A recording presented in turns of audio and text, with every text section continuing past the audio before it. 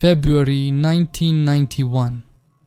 In a Moscow courtyard on Dmitry Ulyanov Street, hidden under the night snow, a heart-wrenching scream suddenly rings out. Piercing, chilling, as if coming from a wounded animal. Hearing the night silence, nearby apartment residents instinctively know it's a dying person's scream. Fear paralyzes. But only a few of them dare to pick up the phone and call the police. The rest, afraid to go outside, stay in their apartments, hiding from an unknown danger. A few minutes later, in the gloomy silence, police officers arrive at the scene. At this time, the courtyard is shrouded in the thick, lingering winter mist. Old 5-story buildings, peeling paint on the walls, deep snow, and air that chills to the bone. Here, in the shadow of these buildings, time seems frozen, and every step feels heavy. The silence wrapping the winter air and the emptiness of the night presses on your ears. The inspectors, finding no one on the street, begin to examine the nearby area. It was late, and the courtyard was nearly empty, with only occasional silhouettes flickering behind windows. But soon their attention is drawn to a strange detail, a few small drops of blood on the snow. It's an unusual, unsettling sight. Milky flecks with a reddish tint, which become more and more noticeable, lead them deeper into the yard. They follow the trail, which becomes more and more vivid. Blood covers the snow more and more, and soon a bloody stain appears before them, spreading like a puddle. In the center of this bloody mass lies something strange. In the snow, stained with blood, there is a piece of human flesh, but it's not just flesh. In the dim light of the lantern, a crudely amputated male genital organ is clearly visible. Unfortunately, due to YouTube's censorship, I can't show some documentary materials, so I'll leave them in the Telegram channel Strashnoti. Go ahead, subscribe and watch. The link is below the video, subtitles by theamara.org. Not far from the severed penis, there was a knife, the shape of which immediately caught attention.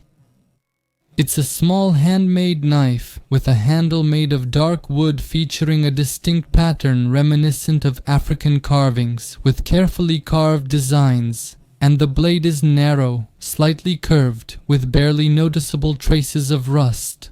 Such a knife would hardly be found in an ordinary Soviet store. Its unique shape, clearly intended for something special, suggested a ritual or ceremony. Obviously, the knife is the link between the identity of the attacker or the victim and what happened in this courtyard. Something so unusual and elaborate couldn't have been accidental. The investigators started coming up with all sorts of theories. Maybe the victim was somehow connected to those who use such artifacts in their practices, or perhaps the knife belonged to the perpetrator himself and it was used to perform the amputation. A further inspection of the area did not reveal any other obvious traces of the crime. There were no other body parts, personal belongings, or items around that could shed light on what had happened. Even in the basement of the apartment building which they checked, there was nothing that could provide a clue to the mystery. The police officers also checked the neighboring yards and buildings, but everywhere was just as empty as the yard where the shocking discovery was made. What could have happened in this ordinary Moscow courtyard? And who was the person who needed such a brutal amputation procedure? What could be symbolic about this? It was obvious that the answers were hidden somewhere beyond an ordinary crime, and also that a person with such a severe injury was unlikely to survive without assistance. A week after the amputated genital organ was found, the local police officer received a complaint from the residents of a house located on the same street. They reported that strange noises and prolonged agonizing moans were constantly coming from one of the apartments. Several times the neighbors tried to find out what was happening, knocked on the door, called, but no one answered. As soon as they left, the moans would start again. The district police officer decided to check the apartment. The entrance was just like thousands of others in winter Moscow in the early 90s, peeling paint on the walls, rusty mailboxes, grey concrete steps with dirty streaks from melted snow. The light bulbs in the fixtures worked every other one, giving off a dim, uneven light. In the corners lay cigarette butts, old newspapers, and empty bottles. The air was heavy with the smell of dampness and tobacco smoke. Approaching the right door, the district officer stopped and listened. The moans were clearly audible, muffled, strained, and full of pain. Then a man's voice was heard. "You'll die, you bastard, you deserve this." The voice was hoarse and filled with malice, but apparently there was only one person in the apartment. The district officer knocked loudly and insistently. With no answer, things fell silent briefly before the noises started again. There was no time to wait. He stepped back and slammed his shoulder into the door. The lock didn't give way at first. He had to hit it again, after which the door burst open with a crash. Inside, it was dark and cold. The air was thick with the smell of blood and something musty. In the center of the room stood an old, sagging sofa, covered in dark stains of dried blood. The floor was stained as well, with brown streaks running across it, as if someone had tried to crawl away. A trail of blood led to the window. The window was wide open and cold February wind rushed into the room, stirring the thin curtain. The district officer stepped forward and looked down. A man's body was lying in the snow beneath the windows. According to the recollections of Vladimir Ivanov, who worked as a senior detective in the Gagarinsky district of Moscow in 1991, the body of the dead man was delivered to the Bureau of Forensic Medical Examination of Moscow. The autopsy was performed by an experienced pathologist who carefully examined the body, documenting all the injuries found. It turned out that the man's external genital organs had been mechanically removed.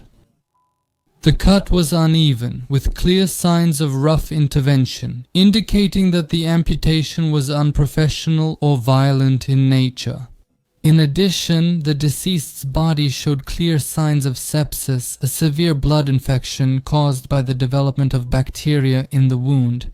The surrounding tissues were inflamed and a necrotic process had begun, indicating a prolonged presence of bacteria, inaction and lack of medical intervention. By comparing this fact with previous findings, the investigation concluded that the man became the victim of an unknown perpetrator, but for some reason did not seek medical help. The investigation confirmed that the male genital organ previously found on Dmitry Ulyanov Street belonged to him.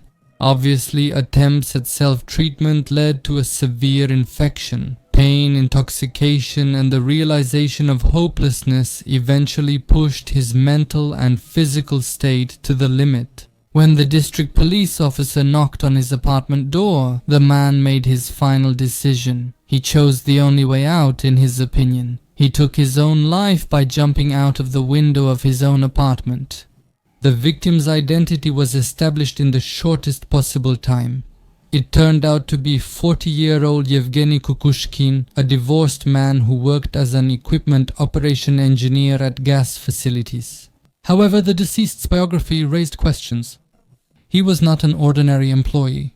Over the years of his service, he established himself as a leading worker, participated in various specialized business trips, and even traveled abroad, specifically to Africa.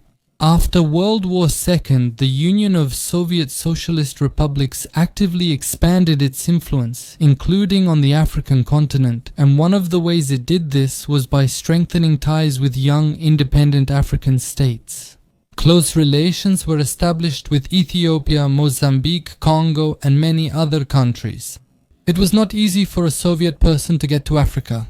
Travel abroad was strictly controlled. However, specialists working under intergovernmental agreements could go there through various programs. Yevgeny Kukushkin went to Africa specifically as an engineer. He worked in one of the African countries where the Union of Soviet Socialist Republics sent specialists to build infrastructure and extract minerals.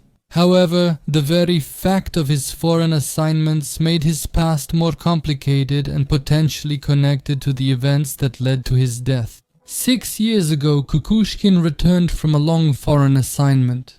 At friendly gatherings, he enjoyed telling stories about his African adventures, which everyone listened to with pleasure. However, his excitement didn't last long. 6 months after his return, he suddenly divorced his wife and then completely withdrew into himself. The neighbors noticed his changes. Once a sociable and respected engineer, he stopped receiving guests and didn't keep in touch even with his former colleagues. Kukushkin only left the house when necessary. Over the years, this alienation became more and more obvious. The investigation couldn't help but notice this fact. Something significant happened in Kukushkin's life that changed his character and habits. The answer was probably hidden in the past, during his business trip. But to find this answer, it was necessary to find those who knew the engineer before. His ex-wife was supposed to be the first lead, however it turned out that she had died of pneumonia a year ago. The couple had no children, which meant this lead ended there. The investigation shifted direction. They interviewed acquaintances, former colleagues, and anyone who could shed light on possible enemies of the engineer. The manner of taking his life suggested thoughts of revenge connected to sexual motives. The amputation of the sexual organ could have been an act of cruel retribution initiated by a deceived husband or a rejected woman. However, so far this theory was not supported by concrete facts. During the search of Kukushkin's apartment, some interesting details were discovered. His dwelling stood out from the usual standard of living for a Soviet engineer. Expensive furniture, imported household appliances, rare items that couldn't be found on the open market.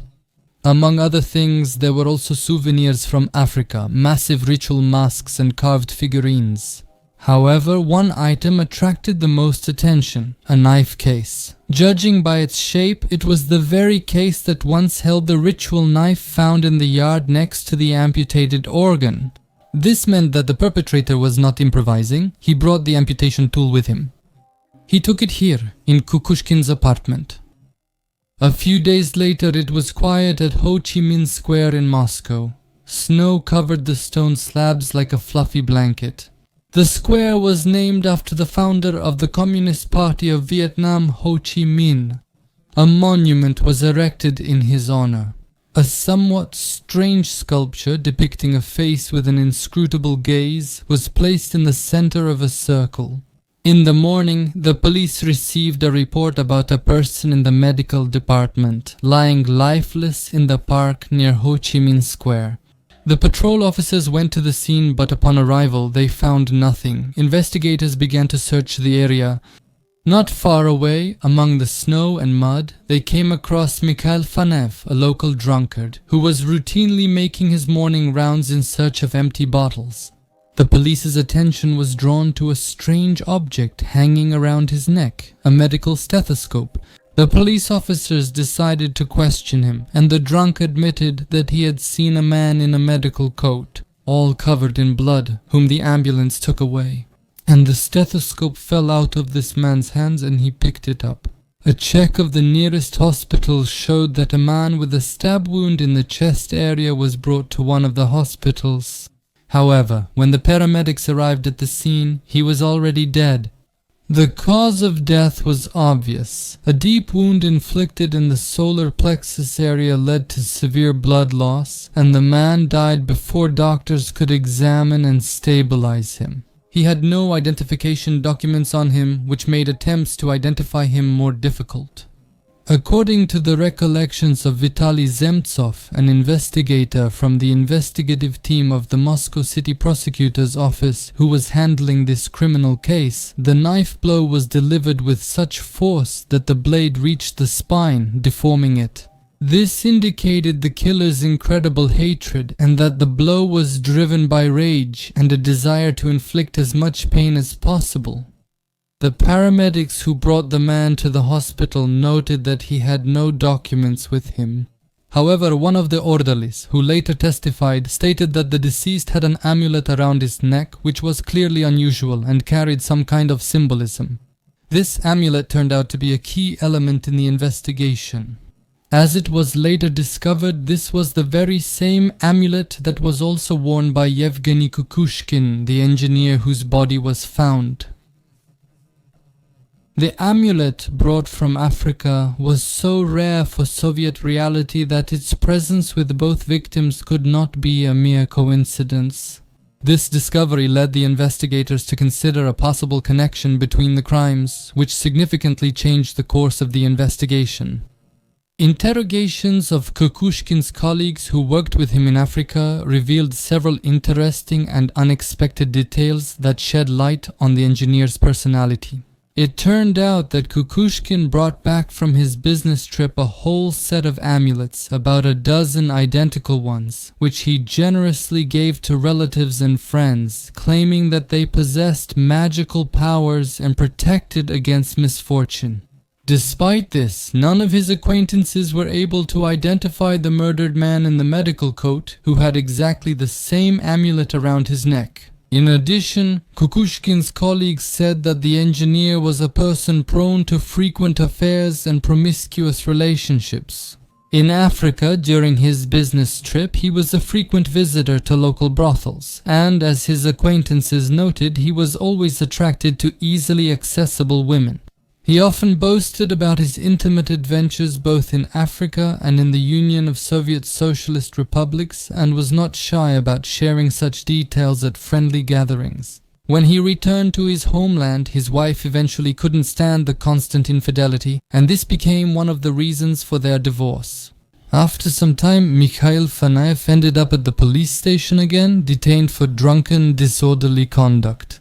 During a personal search, 700 rubles were found on him, an amount that clearly did not correspond to his usual circumstances.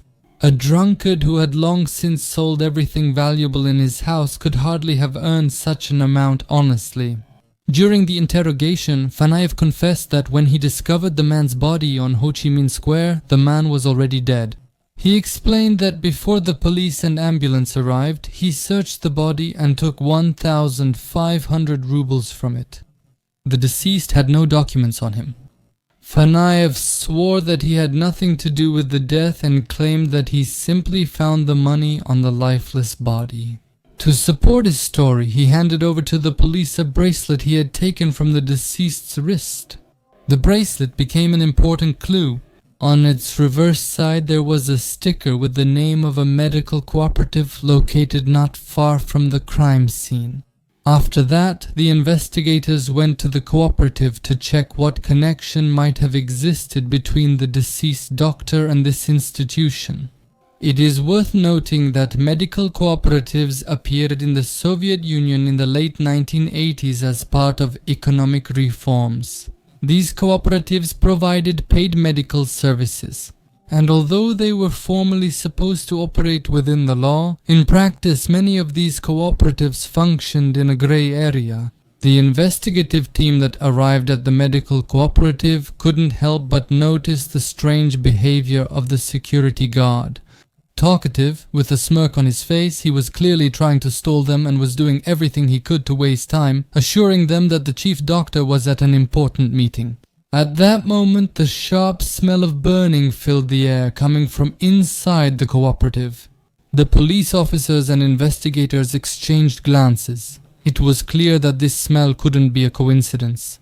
Without wasting any time, they pushed the guard aside and quickly headed toward the source of the smoke.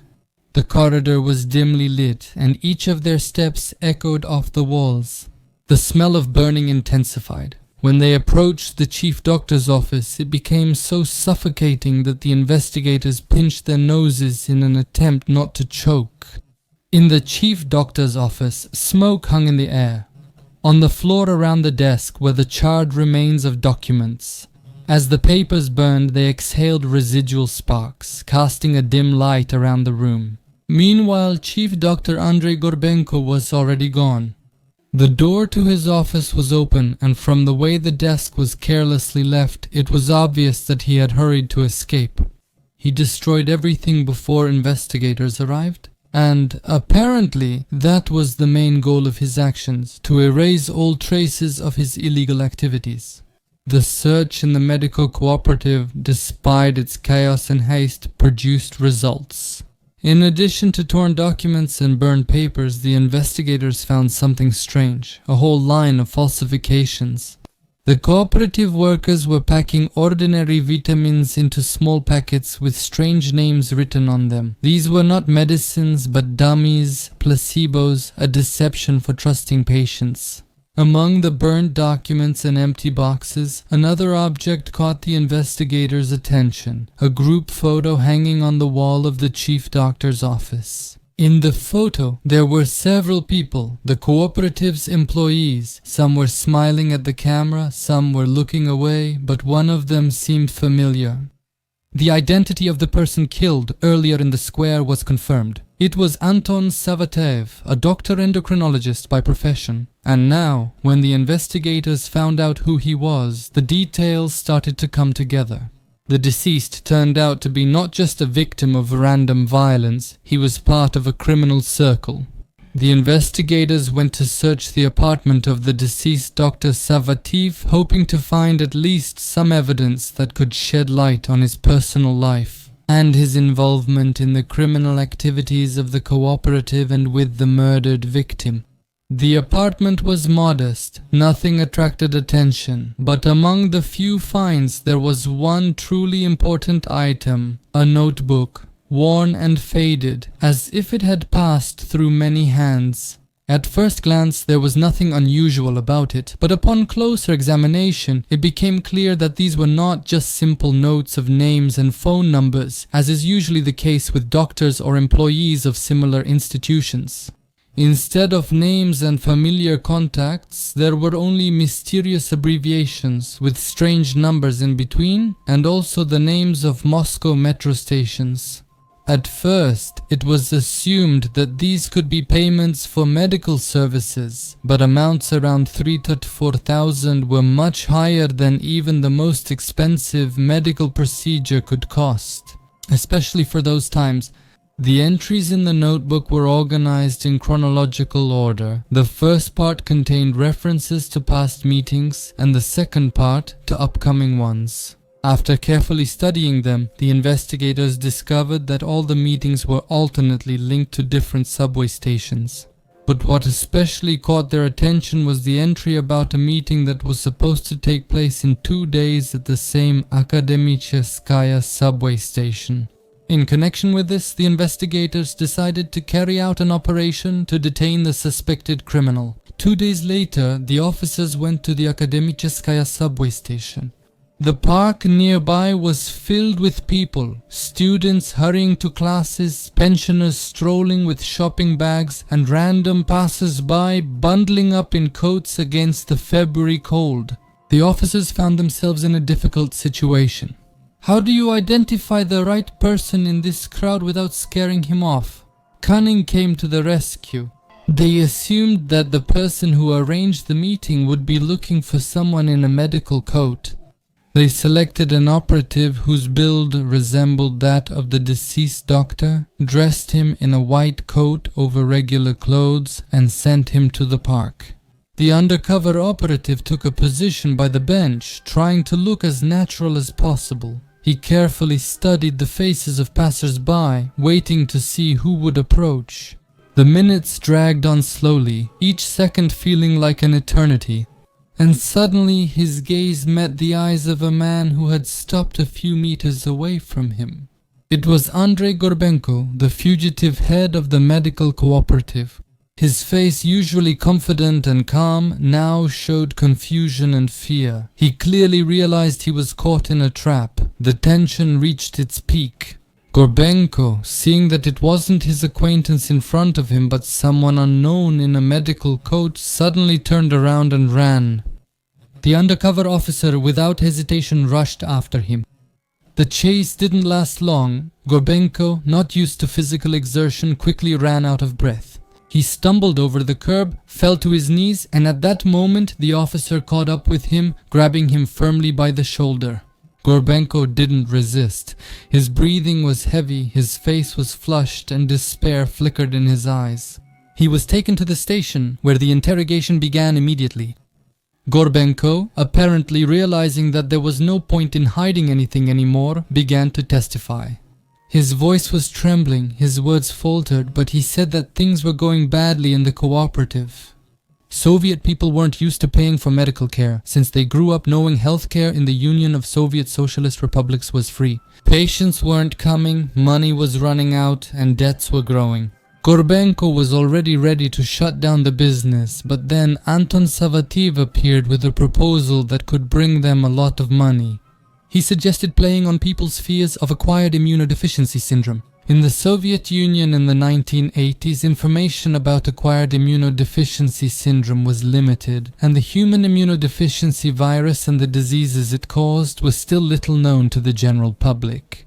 The problem became more acute in the late 1980s and early 1990s when, against the backdrop of increasing substance dependence, especially among injection drug users, cases of the disease began to be recorded in this group. In the late 1980s, a newspaper called Acquired Immunodeficiency Syndrome Info even appeared in the Soviet Union, which played a significant role in spreading information about acquired immunodeficiency syndrome. However, due to a lack of reliable sources and scientific information, the newspaper often published deliberately flamboyant, sensational, and alarming materials, which increased public fear. Moreover, many other newspapers published articles about terrifying cases where supposedly crazy people were riding the subway and infecting other passengers with needles. These rumors created an atmosphere of widespread fear, and information about the disease was extremely scarce. Savateyev admitted that his business was built on fraud and thrived thanks to fake drugs that he and Gorbenko sold to people for huge amounts of money. He and his accomplice deceived the sick by offering them placebos, harmless vitamins, or completely useless substances under the guise of life-saving remedies for acquired immunodeficiency syndrome and other deadly diseases. People who had lost all hope in official medicine bought these drugs, believing that this was their only chance for salvation.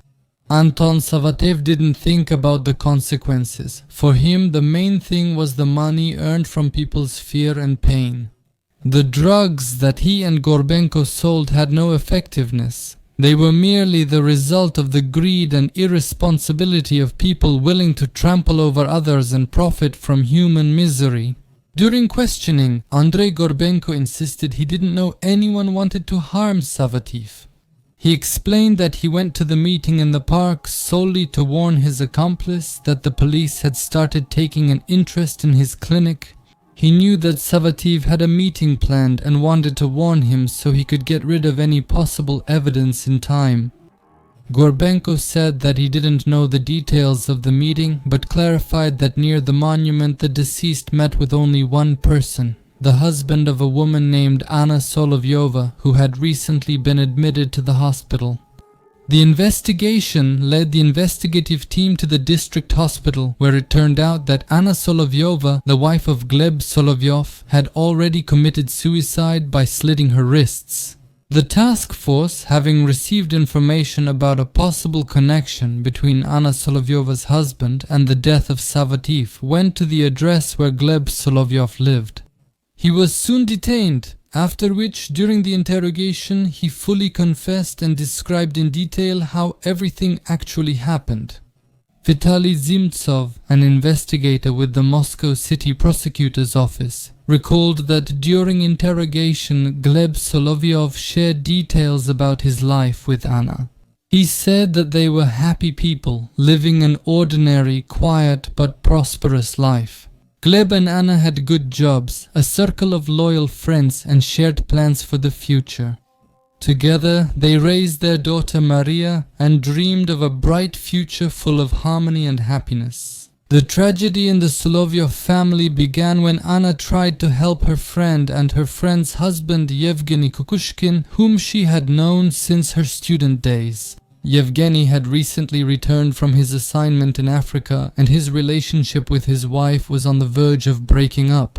Yevgeny's wife, tired of his constant infidelity, said that she knew about all his affairs in Africa and intended to file for divorce. In search of reconciliation, Anna went to the Kukushkin's apartment, hoping to help her friends find common ground. But when Yevgeny's wife, unwilling to make peace, left the apartment, Anna was left alone with him. Drunk Yevgeny started making advances toward Anna, asking her to pity him and have an intimate relationship with him. At first, Anna tried to resist, but in the end, Yevgeny roughly threw her onto the couch and forced himself on her. Anna was in shock and ashamed of what had happened, so she decided not to tell anyone about it, not even her husband Gleb. A year later, Anna gave birth to a daughter, Maria, and at first it seemed that everything was fine. Gleb was sure that Masha was his daughter, and although his wife became more withdrawn, he didn't suspect that anything could be wrong. But after 5 years, the situation changed dramatically. The little girl started getting sick often, and the doctors couldn't find the cause of her ailments. After a series of tests, it became clear that both Anna and Masha were infected with human immunodeficiency virus, while Gleb was clean. This diagnosis was a blow for Anna. The hidden pain from the thought that her daughter might be the result of abuse only intensified her suffering. Now knowing about her illness, Anna realized that she would have to spend the rest of her allotted time in suffering. For Gleb Solovyov, this diagnosis was a real blow. He couldn't understand how his wife and daughter could have contracted human immunodeficiency virus. The doctors advised Gleb to divorce his wife and forget about the child, since according to them, they didn't have much time left anyway. But such advice only intensified the pain in Gleb's heart. At that time, he didn't know how it all began or what secrets were hidden in his family. He couldn't accept for a long time that his life, full of joy, love, and plans for the future, was falling apart because of some unknown force that burst into their home and destroyed everything. Gleb Solovyov, desperately trying to find a solution for his family, went to Yevgeny Kukushkin for advice. At that time, he still didn't know everything that had happened between him and his wife. As it turned out, Kukushkin knew about his diagnosis, which he had contracted in Africa during his adventures with exotic prostitutes. But he hid it from everyone, trying to find a cure through unconventional methods since official medicine was powerless. In the end, he introduced Gleb to scammers from a medical cooperative, Andrei Gorbenko and Anton Savatev, who promised to sell him a miraculous cure. They assured him that they had found an imported remedy that would cure human immunodeficiency virus in his daughter and wife 100%, and Gleb, despite his gut feeling that he was being deceived, ended up falling for their scheme because he was desperately clinging to any chance to save his wife and daughter. Gleb sold everything he could and went into debt to buy the expensive treatment. But their treatment had no effect. Anna and Maria's condition only got worse. When Gleb took his daughter out of the hospital for a while, he found a farewell letter from Anna in her clothes. In it, she wrote that Yevgeny Kukushkin had assaulted her, and in fact, the biological father of their daughter might actually be him. She also wrote that she regretted everything and was going to end it all. Gleb couldn't believe it. He reread the letter in tears over and over again, as if trying to find something he had missed, something that could give him at least some hope. He couldn't understand how someone he considered a family friend could do this to his wife, how he and his wife could hide such a terrible fact from him about what really happened. That night, when Anna was left alone with Yevgeny, Gleb didn't know what to think. His mind was clouded by pain and rage. A few days later, Gleb Solovyov stood at the door of Yevgeny Kukushkin's apartment, frantically pressing the doorbell. His breathing was deep and uneven, his heart was pounding in his chest. All he had left was one meeting, one step, to finally deal with what had destroyed his life, to take revenge on the one who had brought so much grief and tears to him and his loved ones. His face was pale and his eyes burned with a cold, almost insane fire. Yevgeny slightly opened the front door and froze when he saw Gleb. Gleb entered without waiting for an invitation and slammed the door behind him. He didn't say a word. After walking deeper into the apartment and carefully examining the room, he noticed the display case of the cabinet. There, among other keepsakes, was a case containing an unusual knife. Gleb, his fingers tense, approached the display case, opened it, and took the instrument of his revenge without hesitation. In his hands, he gripped the souvenir knife, the one with the carved handle and curved blade, which now seemed not just a weapon, but a symbol of revenge. Yevgeny jumped up from his seat, his face turned pale. He tried to explain himself, to say something, but Gleb no longer heard him. Kukushkin's gaze slid over the knife, and he tried to say something, but the words stuck in his throat. Yevgeny took a step back, his face twisted with fear. He tried to justify himself again, to speak, but Gleb was already moving forward. There was a rage in his eyes that could not be contained. Kukushkin, realizing that words wouldn't be enough here, suddenly turned and ran toward the door. He dashed out to the stairs, then into the street. On the cold February night, Gleb rushed after him. He saw only one target, Yevgeny Kukushkin, who now, for him, was the embodiment of all the evil that had fallen upon his life. The chase led them into one of the courtyards, where the snow lay in a thick layer and the streetlights illuminated only part of the space, leaving the rest in shadow. Yevgeny stumbled, fell to his knees, and at that moment Gleb caught up with him. Yevgeny screamed, his voice full of despair. Gleb grabbed Yevgeny by the shoulders and threw him down into the snow. His movements were abrupt, almost mechanical. He pulled Yevgeny's pants down, ignoring his screams and pleas. The African knife in his hand gleamed in the light, and with one precise motion, Gleb cut off what he believed was the source of all the suffering that Yevgeny had brought into his life. The scream that burst from Kukushkin's throat was so piercing that it seemed to echo throughout the entire neighborhood. Blood gushed onto the snow, forming dark, almost black stains. Kukushkin, writhing in pain, tried to say something, but his words turned into incoherent sounds. Gleb stood over him, breathing heavily, his hands trembling, but the rage was gone from his eyes. Now there was only emptiness and despair. He lifted Yevgeny, almost dragging him through the snow, and pulled him back into the apartment. In the apartment, Gleb laid Yevgeny on the floor and reached for the phone to call an ambulance. But then a weak voice was heard. "Don't," Yevgeny whispered. His face was pale with a slight greenish tint. "Leave me, let me die," Gleb froze. He looked at the man who had once been his friend and now lay before him, bleeding.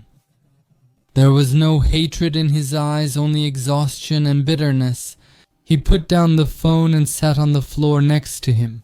The silence in the apartment was deafening, broken only by the dying man's ragged breathing. In his last conversation he repented for everything, confessed to abusing his wife, and also told Gleb that the cooperative where they bought pills together was involved in fraud. They didn't have any medicine for acquired immunodeficiency syndrome. They were just selling placebos, preying on people's desperation. He fell for it himself and tried to cure himself with supposedly magical pills, which were just regular vitamins, and nothing helped him. After that, Solovyov, having learned the truth, decided to stop the scammers, believing that they were also responsible for the suffering of his wife and daughter. He scheduled an unscheduled meeting with Solovyov earlier than planned, but not to buy the fake medicine, but to put an end to his crimes.